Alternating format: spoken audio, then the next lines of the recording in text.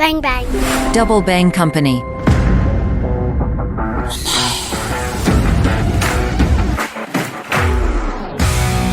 Salut les internautes, mon œil se penche sur le monde de Zakaria Abou Dahab. Zakaria Abou Dahab est docteur en droit public, option relations internationales de l'université Mohammed V de Rabat. Il est professeur à la faculté des sciences juridiques, économiques et sociales de Rabat Agdel et professeur à l'école de guerre économique de Paris, campus Rabat. On s'intéresse aujourd'hui au sommet des BRICS de Johannesburg qui a pris fin jeudi 24 août. 6 membres viennent rejoindre le Brésil, la Russie, l'Inde, la Chine et l'Afrique du Sud, à savoir l'Arabie Saoudite, les Émirats Arabes Unis, l'Égypte, l'Éthiopie, l'Argentine et l'Iran. On fait le tour des grandes décisions de ce sommet. Je suis Rizlan Mathieu, vous écoutez Mon œil. Bonjour Zakaria, comment ça va? Bonjour Rizlan, ça va très bien. Le sommet des BRICS à Johannesburg a pris fin hier. Quelles sont les décisions qui ont été prises?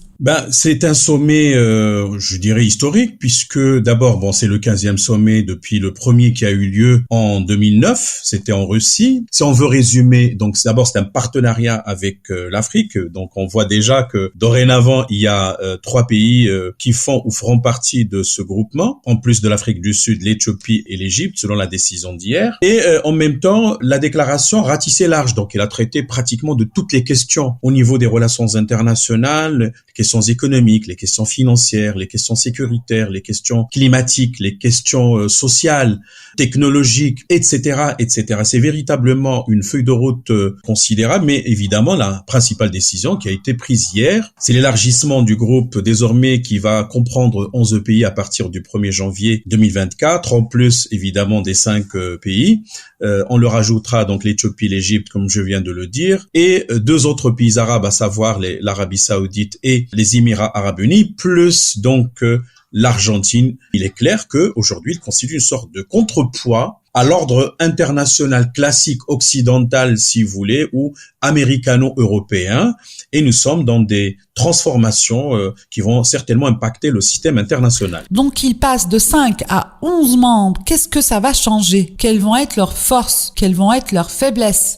Déjà, on va dire, les BRICS, de façon générale, totalisent quand même une population mondiale qui est pratiquement, je pense, le 1/4. Aujourd'hui, l'Inde, c'est le premier pays peuplé au niveau mondial, suivi de la Chine. Ce groupement détient une bonne part du PIB mondial. Maintenant, si on ajoute quand même l'Arabie Saoudite, il faut le dire, si on ajoute les Émirats Arabes Unis, déjà, les fonds souverains de ces pays du Golfe vont contribuer à alimenter la nouvelle banque de développement qui a été créée en 2014 et dont le siège est à Shanghai, en Chine. Plus de poids donc économique. Sur le plan géopolitique, plus de rééquilibrage. Donc vous aurez, je viens de citer l'Arabie Saoudite, les Émirats Arabes Unis, ajoutés à ces 2 pays, notamment l'Iran.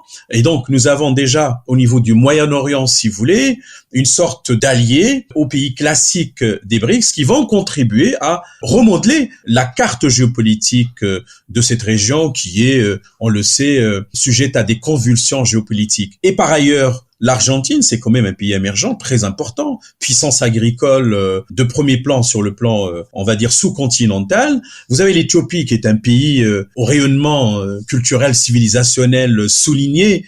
L'Éthiopie aussi, non seulement sur le plan quand même du poids géopolitique, mais de la symbolique d'un pays qui pourrait remuer ou contribuer à faire du changement au niveau de cette sous-région du continent africain. Égypte, c'est l'épicentre du Moyen-Orient, l'épicentre du monde arabe, le siège, ne l'oubliez pas, de la Ligue arabe. Regardez cette intelligence des participants à ce 15e sommet. L'Éthiopie, c'est le siège de l'Union africaine. L'Arabie Saoudite, c'est le siège de l'Organisation de coopération islamique. Je ne crois pas du tout que le choix de ces pays a été fortuit. Au contraire, il s'agit bien de calculs géopolitiques pour créer une sorte de contrepoids à un Occident qui embraye de moins en moins sur la réalité internationale. Quelle est la position de Washington par rapport aux BRICS et par rapport aux décisions prises? Est-ce que les États-Unis sont inquiets de perdre leur leadership mondial? La Chine va-t-elle être le leader des BRICS? Est-ce qu'on peut imaginer que la Chine prennent le leadership mondial? Alors, 2 points, Rizlan, dans ta question. Premièrement, à ce que je sache, pour le moment, il n'y a pas eu de réaction officielle de la part des États-Unis en ce qui concerne cet élargissement, mais on comprend très bien que pour les États-Unis, au même titre qu'ils ont exprimé de façon parfois implicite leur désaccord avec le deal entre l'Arabie Saoudite et l'Iran, mais également par rapport au retour de la Syrie à la Ligue arabe en mai 2023, on le sait, et c'est grâce à l'action ou en raison de l'action de l'Arabie Saoudite au sein de cette organisation régionale. Donc, on peut considérer qu'il y a des craintes, mais qui ne sont pas ouvertement exprimées par Washington, du fait qu'avec les BRICS, on assiste plus ou moins, le BRICS plus, évidemment, avec l'élargissement et c'est crescendo. Il y aura d'autres postulants par la suite, bien entendu, mais selon des critères à déterminer, puisque le dernier, Rizlan, la dernière section du texte issu hier est focalisée sur la dimension institutionnelle des BRICS. Alors, je reviens à Washington. Évidemment, elle va suivre de façon attentive l'évolution des positions des BRICS par rapport à des questions internationales comme la problématique de la guerre en Ukraine, parce que là, il y a la Russie quand même, ainsi que d'autres questions moyen-orientales, la question de l'Iran, son retour à la normalité, etc. Mais en même temps, au sein même des BRICS, vous savez, il n'y a pas toujours consensus ou unanimité sur les questions internationales. Vous prenez par exemple l'Inde. Dans la déclaration finale, on touche la crainte de ce pays de faire de ce groupe un anti-Occident. Or, l'Inde voudrait très bien préserver et conserver ses relations avec l'Europe et avec les États-Unis en particulier. Alors, par rapport à ta deuxième question, Rizlan, la démarche de la Chine est toujours une démarche qui est très précautionneuse. Elle ne voudrait pas, évidemment, être victime d'un encerclement géopolitique, notamment à la suite de AUKUS, le pacte qui a été fondé en septembre 2021 entre les États-Unis, l'Australie et le Royaume-Uni. Elle sait très bien que géopolitiquement, les États-Unis voudraient chasser la Chine de l'Indo-Pacifique. Et là aussi des problèmes frontaliers maritimes, notamment avec l'Inde. Il y a une certaine rivalité implicite qui n'est pas avouée ou déclarée. Mais on voit très bien que la Chine prend du poids, de l'allure, de plus en plus. Et je crois qu'elle est bien fondée aujourd'hui, dans les années à venir, à jouer un rôle très important en matière de leadership de ce groupement international. On voit que la Russie et la Chine tissent leur toile en Afrique et en Amérique latine. Que faut-il en penser? Il faut en penser, on va dire, l'extension d'un réseau de liens qu'on va institutionnaliser. Comme on l'a dit tout à l'heure, le choix des candidats aujourd'hui qui sont réels, qui vont donc augmenter la taille du groupe, n'est pas fortuit. Tous ces choix ont une raison. Chaque État, notamment les puissances internationales, on va dire la Russie, la Chine également, avec ses projets mondiaux ou globaux, notamment les routes de la soie, etc.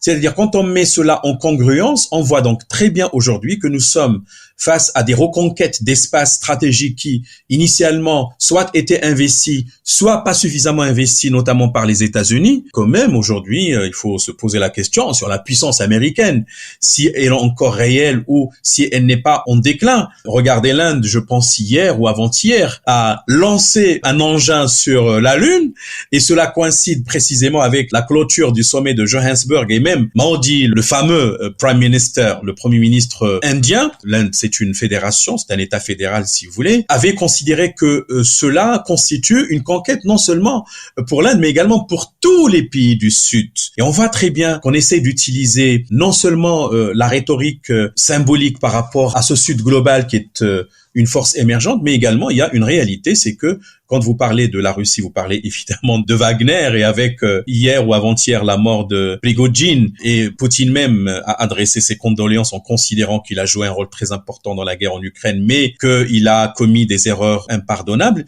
et que la Chine, à sa manière, la conquête des marchés ne date pas d'aujourd'hui. Au moins, il faut remonter à 2001, 2002 avec son retour à l'Organisation mondiale du commerce, puisque la Chine était membre fondateur du GATT en 1947 et s'en est sortie en 49 avec la proclamation de la République populaire de Chine. Elle est revenue et depuis cette date, la dimension économique était prégnante dans sa démarche. Donc on voit, oui, effectivement, que les deux pays, notamment la Russie et la Chine, ont des stratégies de reconquête ou de conquête des marchés, mais véritablement, nous sommes devant des recompositions internationales très importantes qui se font devant nous. Merci Zakaria.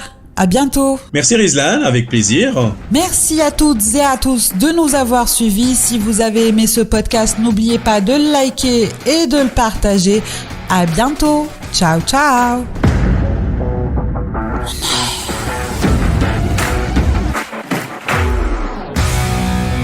Bang bang. Double Bang Company.